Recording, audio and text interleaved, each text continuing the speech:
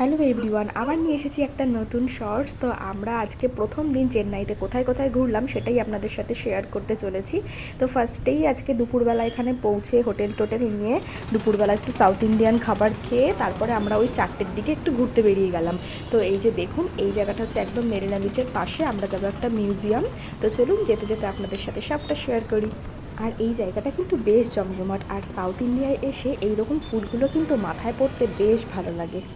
একটা ফুলের মালা চাইলো 50 টাকা করে। তো চলুন এইবার আমরা আস্তে আস্তে মিউজিয়ামের দিকে এগোই। তো এইখানে যে চিফ মিনিস্টার ছিলেন জয়ললিতা ম্যাডাম, তো ওনার সমাধি স্থান সেটাই মিউজিয়ামে পরিণত হয়েছে। আসলে আমার শোনা কথা পুরোটাই যে উনি খুব ভালো মনের মানুষ ছিলেন এবং সবার বিপদে আপদে সবার পাশে থাকতেন এবং সাধারণ মানুষের কথা ভীষণভাবে ভাবতেন।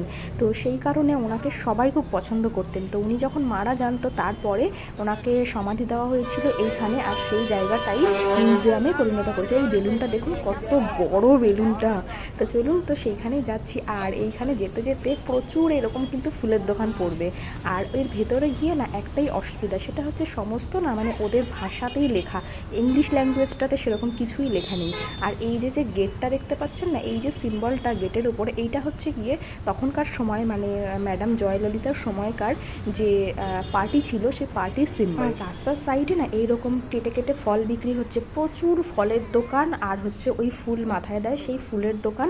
আর এখানের বিখ্যাত আরেকটা জিনিস দেখলাম, একদম ছোট ছোট সিঙ্গারা। তো চলেই এসেছি, এবার আস্তে আস্তে ভেতরে ঢুকি আর এই শর্টসটা এখানেই শেষ করি।